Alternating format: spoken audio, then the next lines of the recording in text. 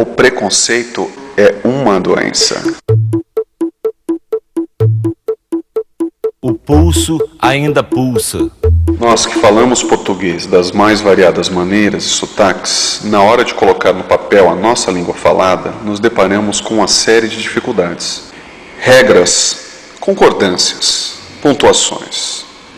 Logo desistimos de escrever, pois consideramos a nossa língua difícil e nos conformamos com a ideia de que não temos capacidade de aprendê-la. E assim continuamos a pensar por toda a vida. É fácil entender por que falamos de uma maneira fluente e travamos na hora de escrever. Nos próximos tópicos, veremos o quanto o preconceito linguístico está presente no nosso cotidiano.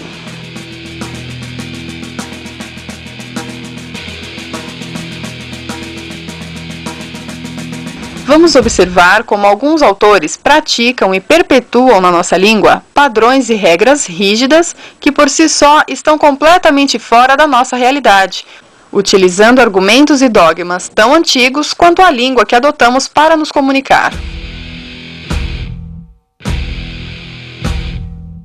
Marcos Bagno nos apresenta exemplos de preconceitos que assolam a mente de alguns estudiosos de nossa língua. Luiz Antônio Sacconi é um deles. No livro intitulado Não Erre Mais, Sacconi tenta nos ensinar coisas tão inúteis como pronunciar corretamente palavras em inglês e a grafia correta do nome da famosa apresentadora Xuxa. E pensar que é um livro didático sobre a língua portuguesa. Não contente, explica a conjugação de verbos como apropriar-se, que a propósito significa aproximar-se. Muito mais simples. Sacconi dá um show de pedantismo.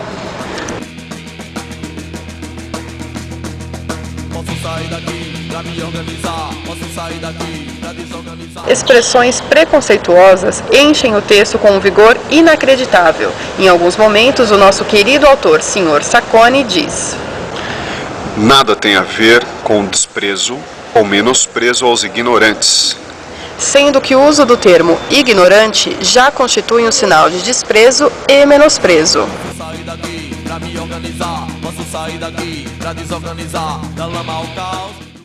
Fica claro nas explicações do Sr. Sacconi que a norma culta é uma orquídea selvagem, única, que só floresce uma vez e no quintal da casa dele.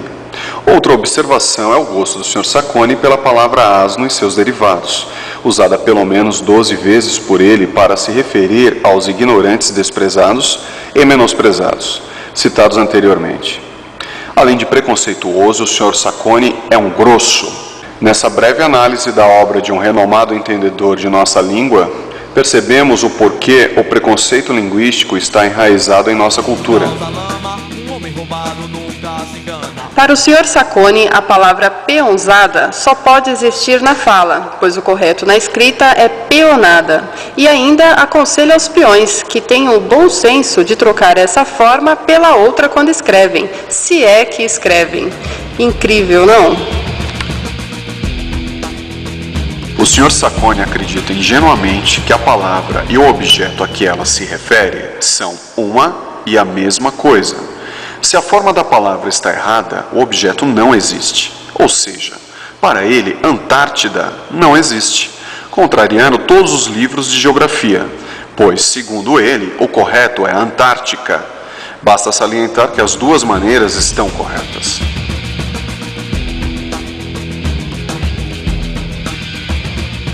Marcos Bagno não poupa palavras de descontentamento com o nobre colega. Como é fácil concluir, o livro Não Erre Mais está repleto de erros de descrição dos fenômenos linguísticos e, sobretudo, erros de conduta.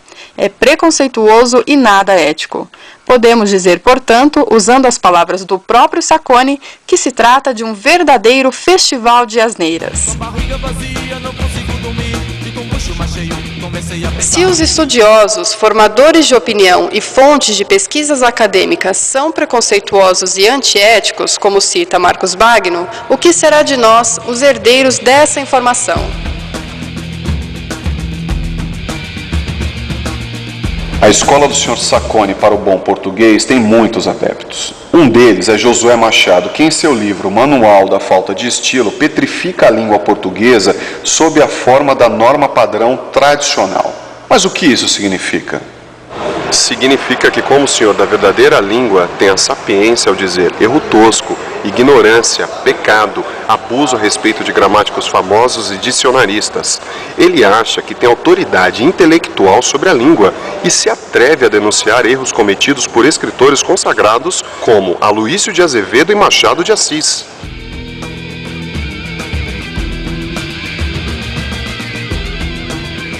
Como todo sabedor exclusivo da língua portuguesa, seu preconceito e grosseria beiram as vias da escatologia, como podemos verificar na explicação dada por ele à expressão dar à luz. Ela deu à luz um filho, e já se sabe, pela natureza da fêmea, no bom sentido, que ser ela fez ou fará vir à luz, faltará saber apenas o sexo, o que nem sempre fica claro, nem muito tempo depois. Além de se referir às mulheres como fêmeas, Josué Machado confunde sexo com orientação sexual, preconceito direto aos homossexuais.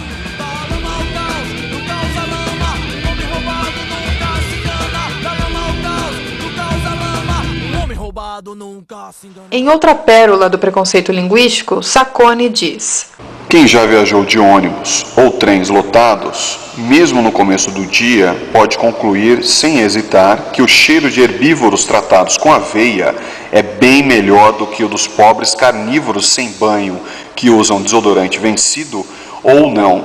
No fim do dia, então... O que pensar de um cidadão desses? Como dizem no popular, estudado.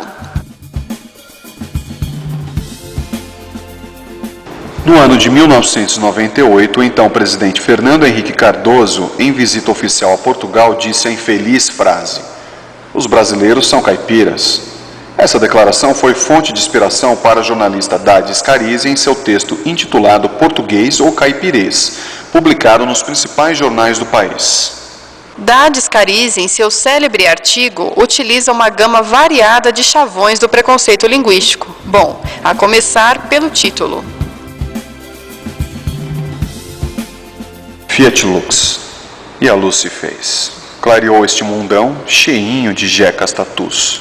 Caipiras, caipiras e mais caipiras. Alguns deslumbrados, um só iluminado. Adeus, Caipirolândia! Como milho de pipoca em óleo quente, estouram as palavras de conteúdo semântico fortemente preconceituoso. Mundão, caipiras, tupiniquim, capial, caipirês, matuto, caipirolândia, entre outros. Já sabemos que o preconceito é fruto da ignorância e que Scarizi faz questão de afirmar tal condição, desconhecendo a complexidade dos fenômenos linguísticos. A frase Beethoven é dançado, ou então, esta casa é vendida, faz algum sentido para você?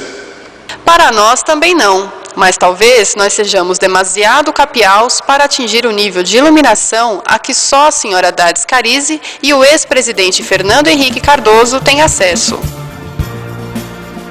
Vimos o ponto de vista de 3 formadores de opinião sobre nós, nossa língua, e o grau de preconceito embutido em seus trabalhos é perceptível.